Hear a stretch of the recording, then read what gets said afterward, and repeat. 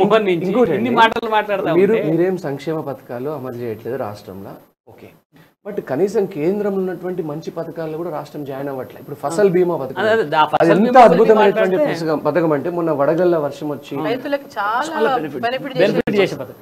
ఆ పథకం గురించి దానివల్ల ఉపయోగం లేదు, కంపెనీలకే ఉపయోగం, అది బీమా కంపెనీలకే ఉపయోగం, రైతులకేం ఉపయోగం లేదు అని చెప్పి ప్రకటన చేసింది. కానీ ఇది ఎంత అద్భుతమైన పథకం అంటే అండి, ఇప్పుడు అక్క చెప్తున్నట్టు ఇది ఇంప్లిమెంట్ చేస్తే మొన్న వడగళ్ళ వర్షంతో పంట నష్టం ఎకరానికి 15,000 రూపాయల నుంచి 20,000 రూపాయలు నష్టం వచ్చేది.